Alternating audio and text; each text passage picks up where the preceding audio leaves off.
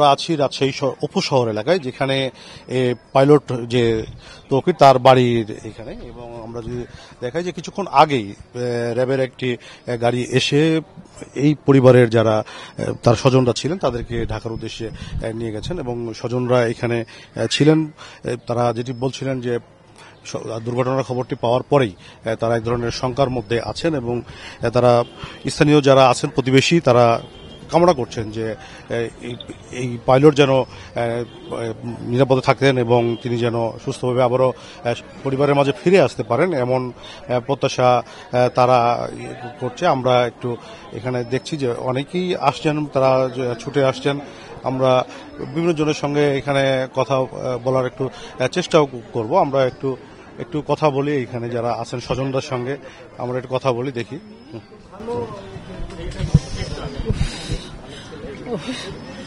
আমার মেয়ে আমাকে প্রথমে বলে, আম্মু তুমি একটু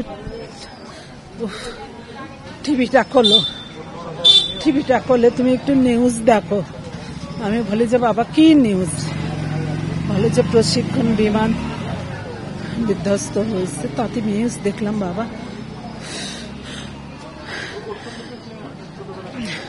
তৌকির আপনার কে হয়? আমার দেবরের ছেলে, ও আমারও ছেলে বাবা। শুধু পেটে ধরিনি, ও আমারও সন্তান। আমি 3 মাস ওকে, আর কিছু বলতে পারছি না বাবা।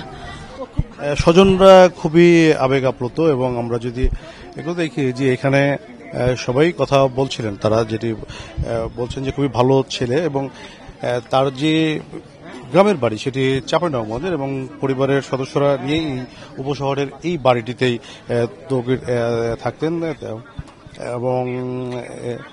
এবং এখানে যারা আছেন যে তার এক বোন এবং ভাই আছে, তারা বেসরকারি মেডিকেল কলেজে পড়ে এটি জানা গেছে। এবং যে পাইলট তিনি নিজেও রাজশাহী ল্যাবরেটরি স্কুলের শিক্ষার্থী ছিলেন বলে আমরা জানতে পেরেছি। এবং এখানে আমরা একটু কথা বলার চেষ্টা করি, বাড়ির একটু এখানে যাই, একটু যদি দেখানোর চেষ্টা করি যে এখানে যে একটু কথা বলার চেষ্টা করি। ওরা পরিবারের কতজন সদস্য? ওনাদের এক ছেলে এক মেয়ে।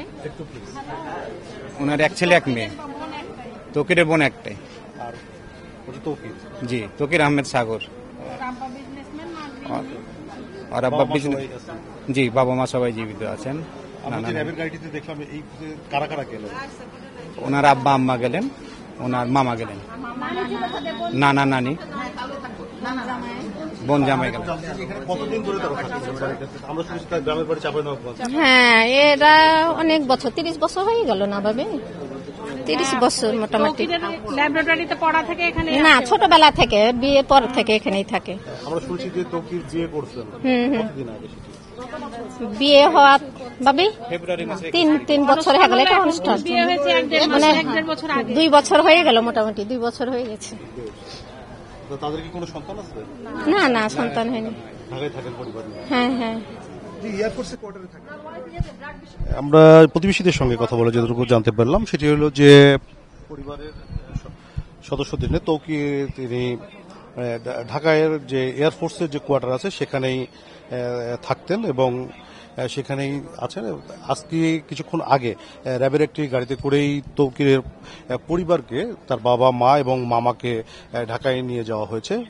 এখানে যারা স্বজনরা আছেন, প্রতিবেশীরা আছেন, তারা প্রত্যাশা করছেন যে তৌকির আবারও সুস্থভাবে, সুন্দরভাবে আবারও পরিবারের সদস্যদের মাঝে ফিরে আসবেন, এমনটি প্রত্যাশা করছেন। তৌকির 3 বছর আগে বিয়ে করেছিলেন এবং তাদের কোনো সন্তান নেই। তার একটি বোন, তিনি রাজশাহীর যে বারিন্দি মেডিকেল কলেজে সেখানে পড়াশোনা করেন বলে আমরা স্বজনদের কাছ থেকে জানতে পেরেছি। এবং তারা এই বাড়িটিকে ঘিরে এখন যে শোকের মাতম সেটি আমরা দেখছি এবং প্রতিবেশীরাও অনেকেই বাড়িটি থেকে ছুটে আসছেন। বাড়িটিকে আমরা যদি একটু দেখাই, যে আমরা একটু যেতে চাই বাড়িটির কাছাকাছি। বাড়িটির নাম আশ্রয়, যে আশ্রয়ে তৌকির বড় হয়েছেন সেই বাড়িটির নাম আশ্রয়। উপশহর হাউজিং এস্টেটের এই বাড়িটিতে প্লট নং প্লট নম্বর 223 সেক্টর 3 এই বাড়িটিতেই তৌকির ছোটবেলা থেকে বড় হয়েছেন এবং এইখানেই তিনি পড়াশোনা করেছেন। তারপরে তিনি বিমান বাহিনীতে যোগ দেন। আজকের দুপুর 1টার কিছু পরেই দুর্ঘটনায় তিনি আহত হয়ে সমৃদ্ধ সামরিক হাসপাতালে চিকিৎসাধীন আছেন, এমনটি খবর এখন পর্যন্ত আছে। এখানকার যারা স্বজনরা আছেন তারা প্রত্যাশা করছেন যে তিনি আবারও সুস্থ সুন্দরভাবে তার স্বজনদের মাঝে ফিরে আসবেন।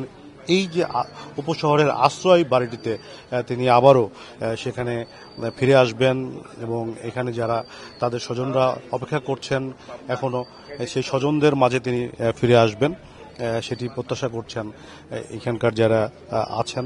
আমরা একটু কথা বলার চেষ্টা করব এখানে, যদি একটু আমরা আপনার সঙ্গে একটু কথা বলতে চাই। আপনি তো প্রতিবেশী, কেমন ছিলেন? আমরা একটু এদিকে কথা বলার চেষ্টা করি, কারণ অনেকেই কথা বলতে চাচ্ছেন না এখানে যারা স্বজনরা আছেন। কথা বলার চেষ্টা করেছিলাম এইখানে। আমরা একটু জানতে চাই যে আপনি কি কোনো খবর এখন পর্যন্ত পেয়েছেন, কি অবস্থা? না, আমি যে পর্যন্ত জানা আমরা ওটাই জানছি, পরে খবর পাইনি। আমি সিএমএইচে আমার এক ফ্রেন্ডকে পাঠালাম আবার জানার জন্য। ওরা অনেকে বলছে লাইফ সাপোর্টে আছে, অনেকে বললো যে সিসিউর ভিতরে আছে লাইফ সাপোর্টে। এই পর্যন্ত জানা। আপনার কে হয় তোকে? আমার মামাতো ভাই। তো আমরা কথা বলছিলাম যে স্বজনদের কাছে যে খবরটি এখন পর্যন্ত আছে সেটি হলো যে তৌকির পাইলট তিনি লাইফ সাপোর্টে আছেন, এমনটি খবর আছে স্বজনদের কাছে।